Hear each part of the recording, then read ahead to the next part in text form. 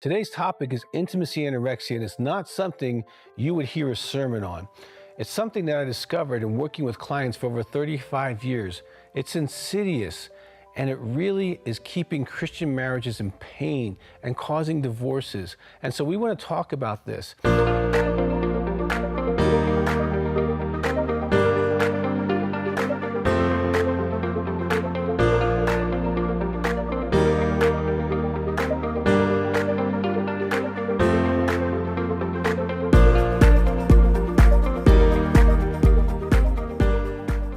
I have a DVD called The Sin of Withholding. I talk about how the withholding love is a sin.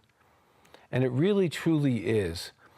Because when you get married, you're in this relationship where you both have to give and pour into each other. Yet intimacy anorexia, by definition, is the active withholding of spiritual, emotional, and physical intimacy.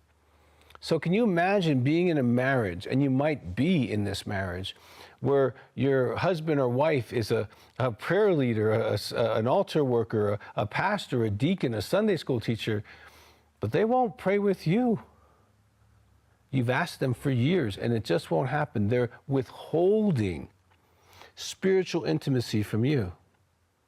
Can you imagine being in a marriage where when you stood at the altar, I'm going to love, honor, and cherish you, and you don't feel any of those?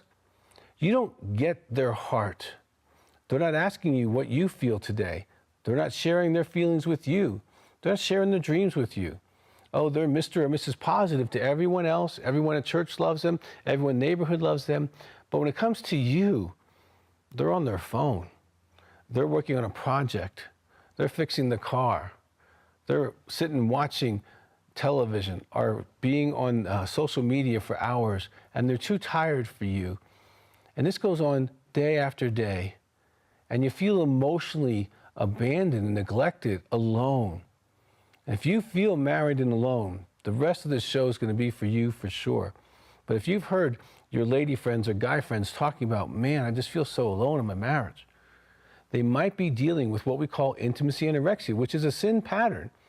And there's help and hope, and I'll get to that in the next segment. But imagine being in a marriage where your physical intimacy, if you're having it, feels alone, you feel used, you don't feel connected or close afterwards. Or even worse, they're not asking you to be sexual. They're not asking for physical intimacy. They're not even wanting physical intimacy if you're asking. And this goes on for weeks or months, or until you threaten something about the marriage, and then maybe they show up for a week or two, but then it goes back to this begging for physical intimacy and feeling like you're unwanted, feeling ugly, feeling alone, not feeling loved, honored, and cherished. These are all results of intimacy anorexia, which is the active withholding of spiritual, emotional, and sexual intimacy. Now, that doesn't go with the scripture that says, love your neighbor as yourself. That doesn't go with, love one another as I've loved you. It doesn't go with any of the spiritual teachings that Jesus taught. It's actually not those things. So what is intimacy anorexia? And I'm going to break this down for you, and you might need a pen or pencil, but I'm going to break it down what it is, because you often can't see it until someone gives you language. And this language called intimacy anorexia can help you identify the sin of withholding inside of a marriage. And we can withhold from God, but we can also withhold from our spouse. So what it looks like is, number one, they're too busy for you. They got all this volunteering projects or work or things to do or relationships, or on their phone, they're on social media. They don't got a lot of time for you. Oftentimes we're not getting quality time with just each other. We're not taking weekends off just to be together. We're not going on dates. We're not having those long, drawn-out mornings of touching and cuddling and talking and being with each other. No, we got things to do, kids, life, stuff, anything other than you. They blame you for all the problems in the marriage. They can't be bad. They don't say, I'm sorry. They don't say, I'm wrong very easily at all. And oftentimes, if you bring something up, they end up putting it back on you, like you're the problem, even though you had nothing to do with it. So you feel blamed because you are being blamed. Number three, they withhold love. especially the way you like to be loved. If you like to be touched, they won't touch you. If you like gifts, they won't buy you any. I know some couples where the man or woman hasn't bought their spouse a Christmas gift or a birthday gift in years. Can you imagine such depravity? This happens in Christian marriages all over the world. We get emails from all over the world about intimacy anorexia. And you can Google that term. There's a lot of information on that. Now, they also they withhold love. They withhold spiritually. They'll pray with others. They'll connect with others, but they won't do it with you. They limit or withhold sex.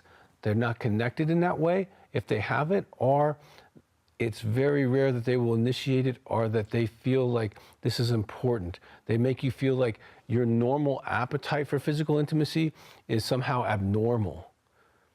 They will be unwilling or unable to share their feelings with you.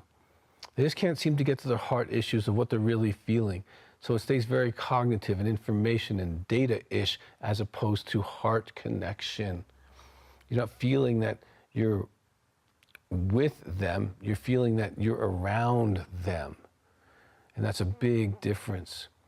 They use anger and silence as a way to control you inside the marriage. That's a common symptom. They have ongoing or ungrounded criticism about you.